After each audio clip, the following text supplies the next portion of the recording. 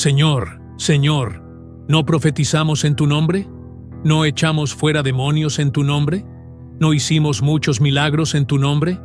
Y la respuesta fue: apartaos de mí, nunca os conocí. Esa es la escena. Mateo capítulo 7, versículos 22 y 23. Personas que hicieron cosas que la mayoría de los creyentes jamás han hecho. Profetizaron, expulsaron demonios, realizaron milagros, y no lo hicieron en el nombre de Buda, ni de Alá, ni de ningún ídolo. Lo hicieron en el nombre de Jesús. Usaron su nombre. Y aún así, Él les dijo: nunca os conocí. Esto no es una parábola, no es una metáfora. Es una advertencia directa que Jesús pronunció en el Sermón del Monte, delante de miles de personas. Y lo que hace que este pasaje sea tan perturbador no es lo que dice, es a quién se lo dice, porque no se lo dice a ateos, no se lo dice a personas que nunca creyeron, se lo dice a personas que estaban convencidas de que iban a entrar al cielo, y no lo descubrieron hasta que fue demasiado tarde. Hoy vamos a desmontar este pasaje, palabra por palabra. Vamos a ir al griego original. Vamos a entender qué significan las dos palabras que cambian todo: conocer e iniquidad. Y lo que vamos a encontrar va a poner en crisis algo que muchos dan por sentado. Empecemos por el principio. ¿Dónde exactamente estamos en la Biblia cuando Jesús dice esto? Estamos en el Sermón del Monte. Mateo, capítulos 5, 6 y 7. Es el discurso más largo que Jesús pronunció en todo el Nuevo Testamento. Y lo que la mayoría de la gente no nota es que tiene una estructura. No es una colección aleatoria de enseñanzas. Tiene un orden deliberado. Jesús empieza hablando de cómo deben ser los ciudadanos del reino de Dios. Habla de la sal y la luz. Habla de la ley. Habla de la oración, del ayuno, de las riquezas. Y cuando está terminando, justo al final, lanza 3 advertencias consecutivas. La primera: hay 2 caminos, uno ancho y uno angosto. Mateo 7, versículo 13. La segunda: hay falsos profetas, lobos vestidos de ovejas. Mateo 7, versículo 15. Y la tercera, que es la que nos interesa hoy: hay personas que hacen cosas espectaculares en el nombre de Jesús y que no van a entrar al reino de los cielos. Mateo 7, versículo 21. ¿Ves la progresión? Jesús va cerrando el cerco. Primero te dice que el camino es estrecho.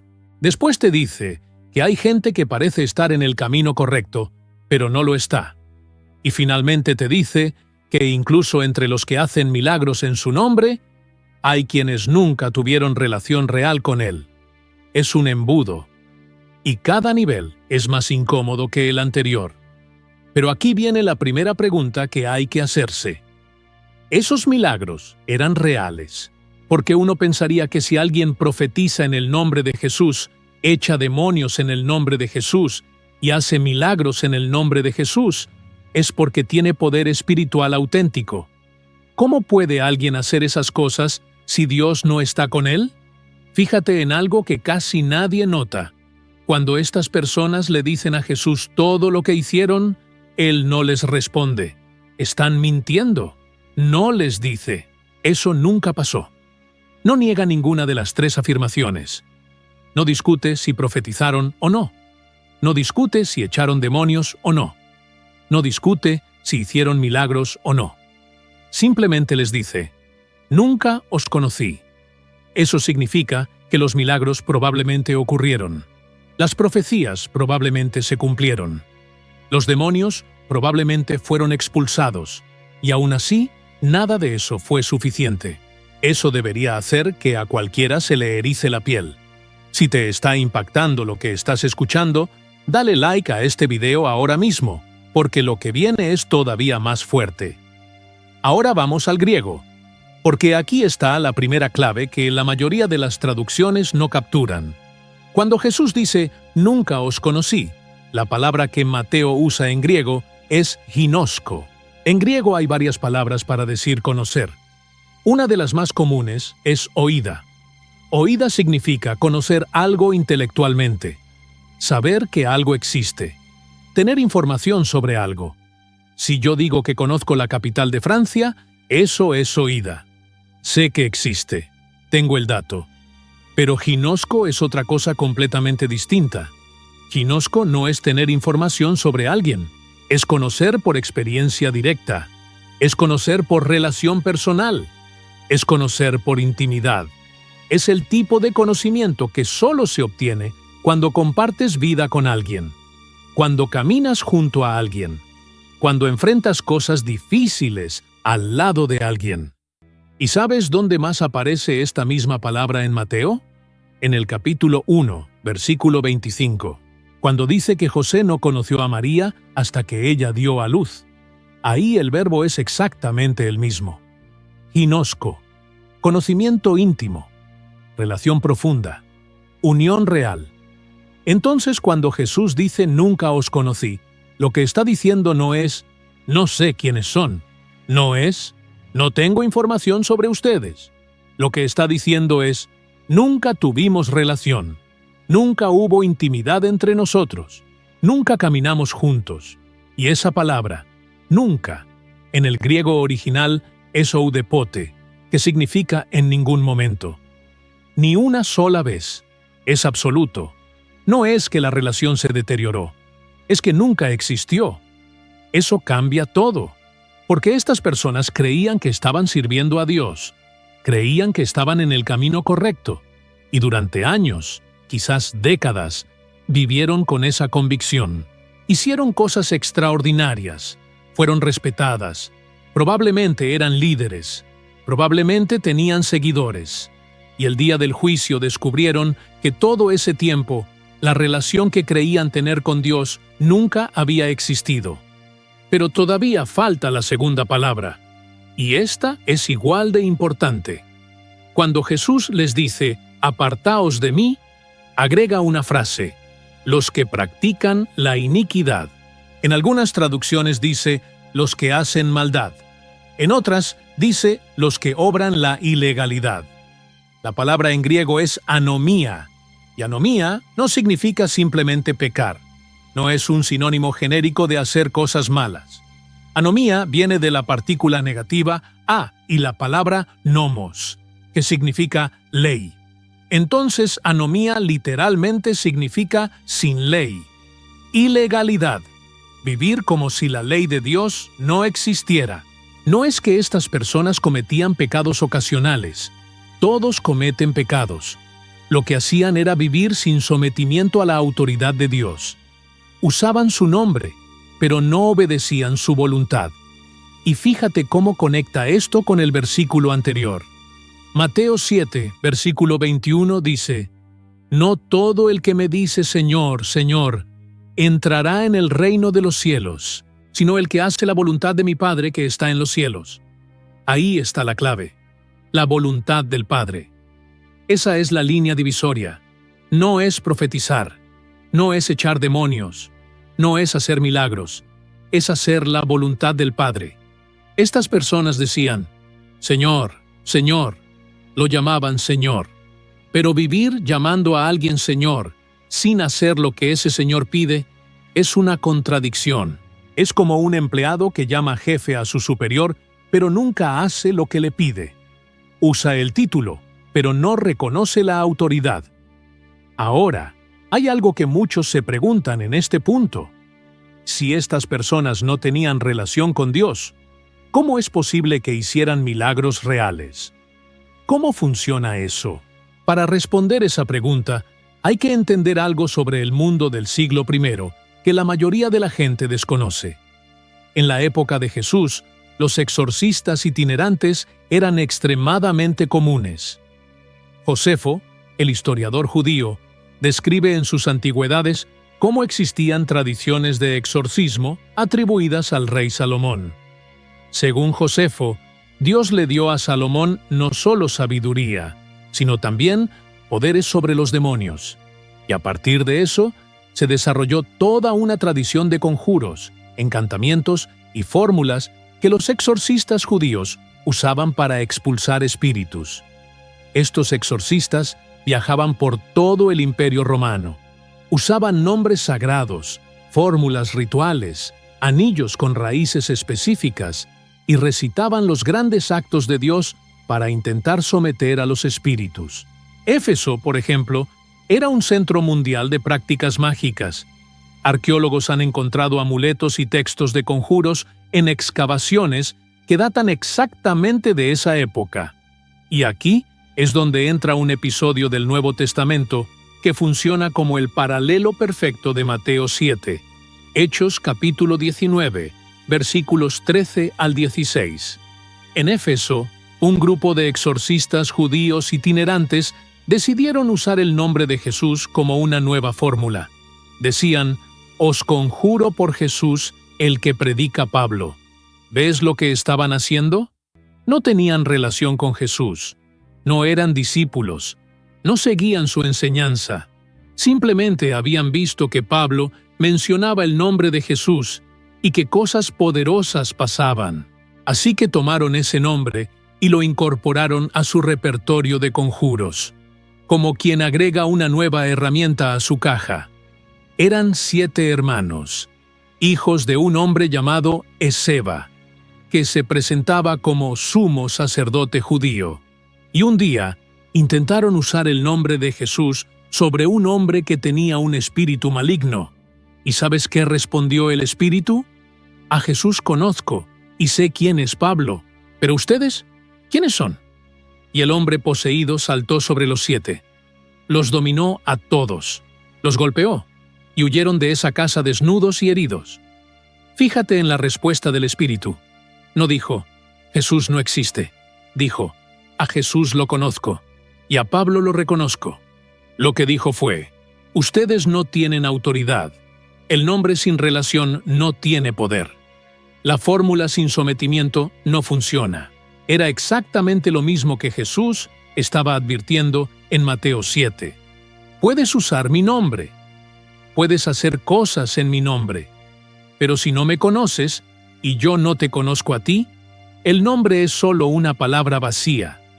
Si este video te está abriendo los ojos, compártelo con alguien que necesite escuchar esto. Es una de las advertencias más importantes de toda la Biblia. Ahora, hay un detalle más que necesitas entender para completar este cuadro. Y tiene que ver con la sección que viene justo antes de los versículos 21 al 23 en Mateo 7. ¿Recuerdas que dije que Jesús lanza 3 advertencias al final del Sermón del Monte? La segunda advertencia, la de los falsos profetas, está directamente conectada con la tercera. Mateo 7, versículo 15. Guardaos de los falsos profetas, que vienen a vosotros con vestidos de ovejas, pero por dentro son lobos rapaces. Versículo 16. Por sus frutos los conoceréis. ¿Acaso se recogen uvas de los espinos o higos de los abrojos? ¿Ves lo que Jesús hace? Introduce el concepto de fruto. Un árbol bueno da fruto bueno. Un árbol malo da fruto malo. Y la forma de identificar a un falso profeta no es mirando sus milagros, no es escuchando sus profecías, no es contando cuántos demonios ha echado fuera, es mirando su fruto, su carácter, su obediencia, su vida. Y entonces, inmediatamente después de hablar de los frutos, viene el pasaje de los que dicen: Señor, Señor. ¿Coincidencia? Para nada. Es la aplicación directa. Las personas de Mateo 7, versículo 22, son el ejemplo concreto de los lobos con piel de oveja del versículo 15. Son personas que tienen la apariencia externa correcta, usan el nombre correcto, hacen las cosas correctas por fuera, pero por dentro, su relación con Dios es inexistente y su fruto, su verdadero fruto, es anomía, vivir sin ley, sin sometimiento. Esto nos lleva a la pregunta más incómoda de todas. ¿Cómo se distingue entonces a alguien que realmente tiene relación con Dios de alguien que simplemente usa su nombre? Jesús ya dio la respuesta. Por sus frutos los conoceréis. No por sus dones, no por sus milagros, no por sus profecías, por sus frutos. El fruto es carácter. Gálatas capítulo 5, versículos 22 y 23. Lista el fruto del Espíritu: amor, gozo, paz, paciencia, benignidad, bondad, fe, mansedumbre, templanza. Eso es fruto. Una persona puede tener el don de profecía y no tener paciencia. Puede tener el don de sanidad y no tener mansedumbre. Puede echar demonios en público y destruir a su familia en privado. Y eso es exactamente lo que Jesús está señalando. Los dones no son evidencia de relación. Los dones son herramientas. Y una herramienta puede ser usada por alguien que no tiene ninguna relación con el fabricante. Los hijos de Esceva usaron el nombre de Jesús como herramienta. Los falsos profetas de Mateo 7 usaron los dones como herramientas. Pero ninguno tenía relación con el dueño de esas herramientas. El apóstol Pablo lo entendió perfectamente. En 1 Corintios capítulo 13, versículos 1 al 3, escribió algo que conecta directamente con esto. Si yo hablo en lenguas humanas y angélicas, pero no tengo amor, vengo a ser como metal que resuena o címbalo que retiñe. Y si tuviese profecía, y entendiese todos los misterios y toda ciencia, y si tuviese toda la fe, de tal manera que trasladase los montes, pero no tengo amor, nada soy. ¿Escuchaste eso? Profecía sin amor es nada. Fe que mueve montañas sin amor es nada. Pablo está diciendo exactamente lo mismo que Jesús dijo en Mateo 7. Puedes tener todos los dones. Puedes hacer cosas que asombren a multitudes. Pero si no tienes amor, si no tienes fruto, si no tienes relación genuina con Dios, todo eso equivale a cero. Y fíjate que Jesús no dice, apartaos de mí, los que no hicieron suficientes milagros. No dice, apartaos de mí, los que no profetizaron con suficiente frecuencia. Dice, apartaos de mí, los que practican la anomía, los que viven sin ley, los que usan mi nombre sin obedecer mi voluntad. Lo que esto revela es algo que incomoda, pero que necesita ser dicho. El pasaje de Mateo 7 no es una advertencia para los ateos. No es una advertencia para las personas que nunca pisaron una iglesia. Es una advertencia para personas religiosas, para personas que están dentro del sistema, que conocen la terminología, que usan el nombre de Jesús regularmente, que participan activamente en actividades espirituales. Jesús no les dijo esto a los romanos. Se lo dijo a personas que lo llamaban Señor. Y la pregunta más importante que deja este pasaje es esta. ¿Cuál es la diferencia entre actividad religiosa y relación con Dios? Porque según lo que Jesús enseñó aquí, son dos cosas completamente distintas. Puedes tener mucha actividad religiosa y cero relación. Puedes tener dones impresionantes y cero fruto. Puedes decir, Señor, Señor cada día de tu vida, y que Él nunca te haya conocido en el sentido de ginosco. Nunca haber tenido intimidad real, nunca haber caminado juntos, nunca haber hecho su voluntad desde el corazón.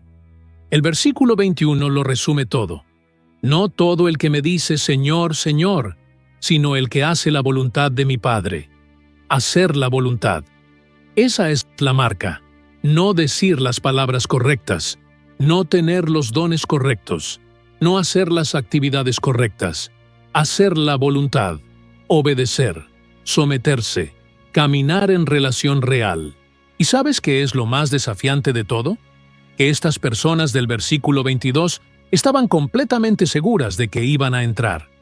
Llegaron al día del juicio con confianza, con un currículum impresionante, profecías, exorcismos, milagros. Y la respuesta que recibieron fue, nunca os conocí.